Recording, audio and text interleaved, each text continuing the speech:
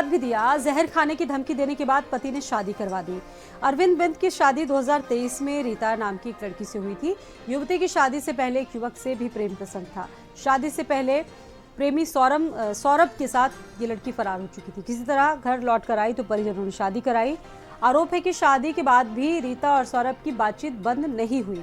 पति अरविंद के नोएडा जाते ही दोनों बातें किया करते थे। पति को जब भनक लगी तो उसने अपने साथ वो नोएडा ले गया। पति ने शक होने पर कॉल रिकॉर्डिंग से दोनों की बातचीत को पकड़ लिया। पति के जहर खाकर जान देने की जिद से पति डर गया और रविवार को नोएडा से रीता को लेकर अपने घर अरविंद पहुंचा। लड़की की बड़ी बहन और भाभी की मौजूदगी में दोनों का विवाह करवाया गया।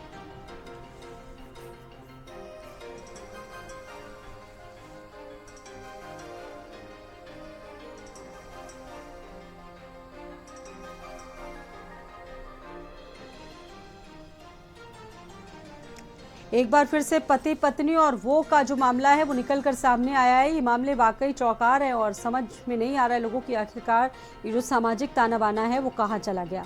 पति ने खुद कहा कि सदा सुहागन रहो, लेकिन उसके साथ नहीं किसी और यानी कि उसके प्रेमी के साथ उसकी शादी को संपन्न करवाया और सदा सुहागन रहने का आशीर्वाद दिया। रोहित जौनपुर से हमारे साथ मौजूद है।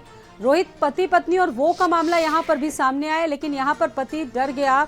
उसने किसी घटना को अंजाम नहीं दिया, उसने बल्कि खुद ही इस महिला को सदा सुहागन रहने का आशीर्वाद देते हुए उसकी शादी करवा ली। पूरा घटनाक्रम बताइए रोहित, क्या रहा? देखिए, आपने चूंकि जो सवाल पूछा उसमें आपने कहा कि किसी घटना को अंजाम नहीं दिया उसने। अरे ये शुक्र मनाइए कि बेचारी उसके साथ कोई घटना नहीं घटी। ये कहिए कि उसने अपनी जान बचा ली।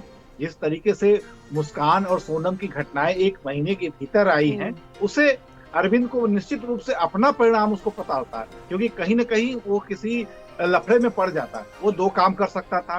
पहला, पत्नी को प्रताड़ित करता, मारता पीटता, वो भी उसके हाथ से क्राइम होता, क्योंकि महिला सशक्तिकरण की बात है।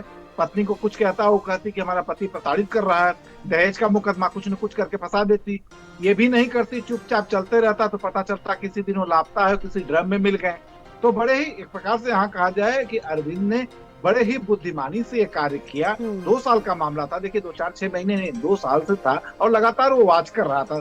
उसने समझाने की भी कोशिश की, लेकिन जब नहीं मानी और हाल ही में 2 महीने के अंदर सोनम और मुस्कान की जिस तरीके से घटनाएं घटी, उसको समझ में आ गया था। निश्चित रूप से वो काम करने वाला वो बुद्धिमान व्यक्ति था। उसको ये बात समझ में आ गई थी कि इस चीज को हम दूर नहीं कर पाएंगे। 2 साल से लगातार ये चल रहा है, हम समझा के भी हार गए, तो बेहतर है विवाद में पड़ने, अपनी जान गंवाने, या इसको हम रोकने की, पत्नी को रोकने की कोशिश करेंगे तो कहीं ना कहीं ये हमको उल्टा किसी केस में ही फंसाएगी।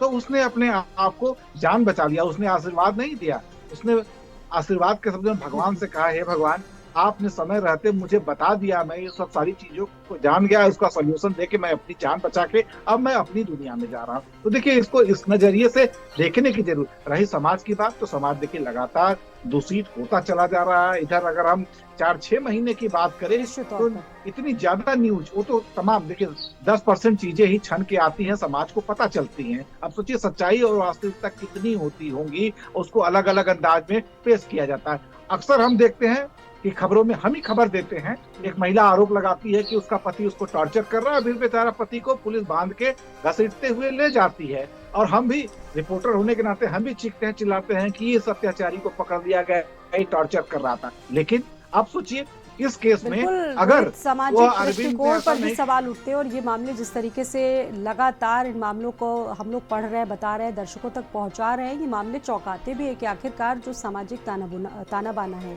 पति पत्नी के रिश्ते का जो महत्व है, वो आखिरकार किधर जा रहा है। मतलब एक पेशेंस लेवल आप देखिए लोगों का खत्म होता जा रहा है। और यहाँ पर आपने खुद जिक्र किया कि बुद्धिमत्ता का परिचय दिया। पूर्व जो घटनाएं हुई, भविष्य से वो व्यक्ति अभी से डर गया, जिसकी वजह से उसने एक कदम उठाया।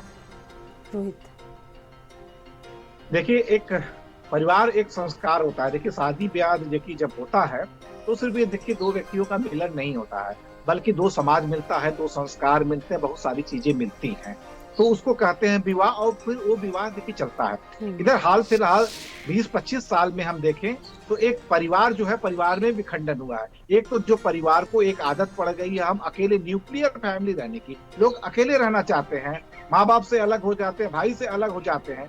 तो कहीं ना कहीं जो संस्कार होता है, पहले होता था ना कि एक बच्चे को उसका पिता ही नहीं, उसके दादा, उसके चाचा चाची, ताऊ, मौसा मौसी, सभी लोग के वो नियंत्रण में रहता था। वो एक संस्कार सीखता था, उसको कहीं ना कहीं देखिए सामाजिक दबाव रहता था, तो जाकर भी वो किसी गलती को नहीं कर पाता। अब बच्चे जो हैं नियंत्रण मुक्त हैं, पिता रोजी रोटी कमाने में है, माता चूल्हा चौका करने में, वो कितना बच्चे को देखेगी। जाहिर है कि बच्चे बिखरेंगे, बच्चे बिगड़ते जाएंगे, मन भटकेगा, भटकाव होगा तो इधर उधर जाएगा, किस तरीके से संबंध बनेंगे तो उसको मेटरलाइज करने में किस तरीके से अपराध होंगे। तो कुल मिला के सिर्फ किसी लड़की या लड़के की दोस्त नहीं, दोस्त हमारा है कि हमने अपने समाज को खुद ही तोड़ दिया है। हमें न्यूक्लियर फैमिली के रूप बिल्कुल में रहने का सोचने मन की करता जरूरत है और विस्तार से इस पर सोचने की जरूरत है। हम सभी को विश्लेषण भी करना होगा ऐसे मामले का। और आपको अगली खबर बताते हैं।